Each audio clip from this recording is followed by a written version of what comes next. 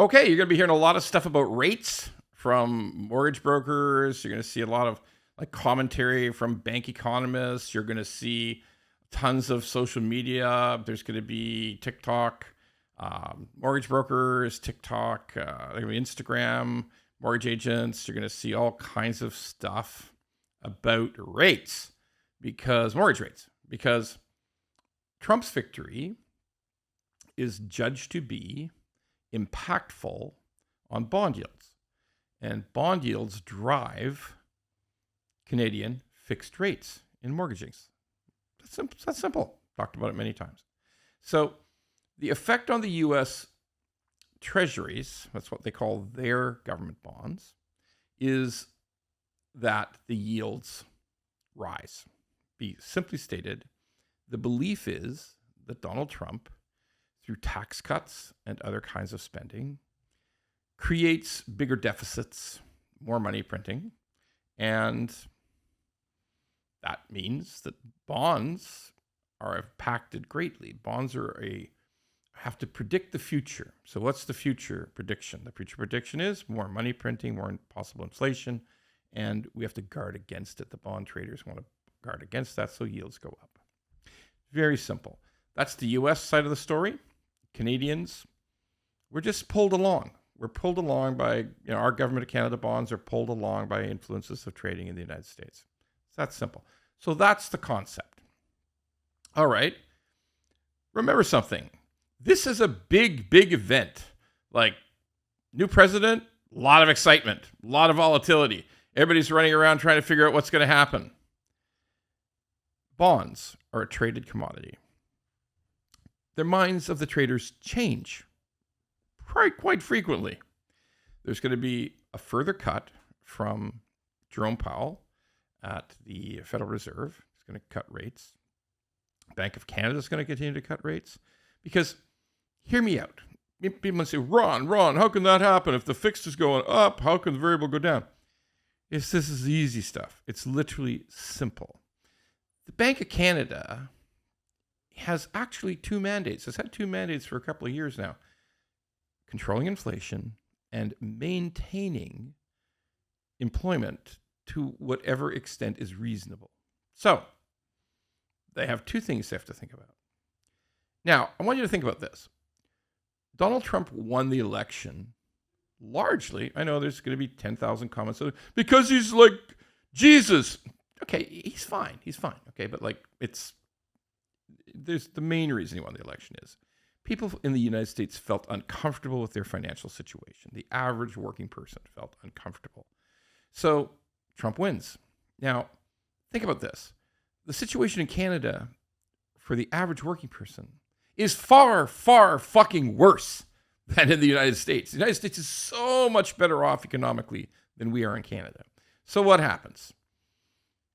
Our economy is going to get worse. The U.S. economy is going to get slightly worse.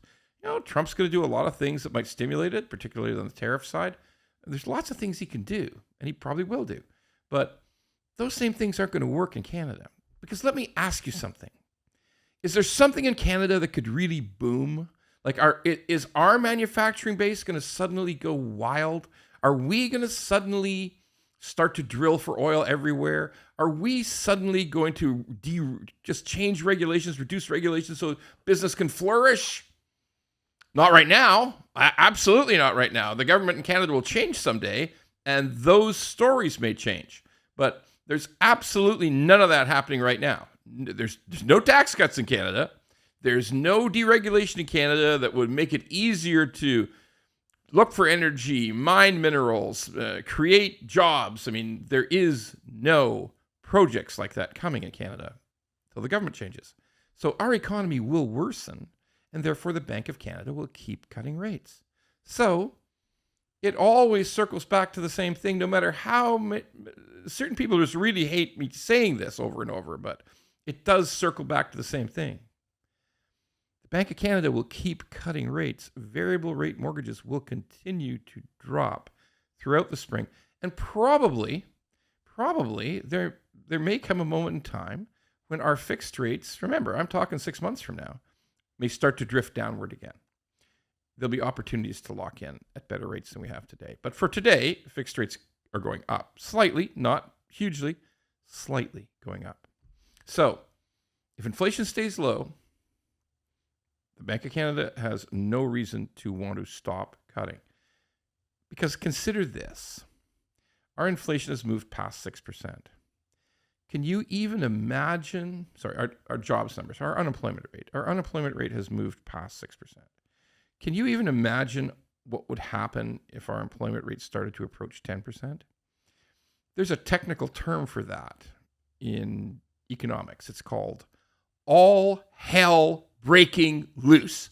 That is the technical phrase that applies to an unemployment rate that's approaching 10%.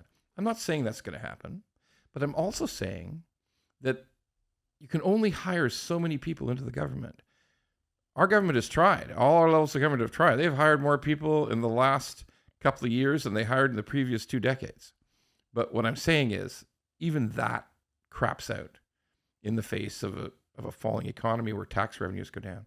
So this is the simple thought process. And again, I ask you, everybody who's watching, everybody who's listening, is there a reason that suddenly the Canadian economy would spring back to life?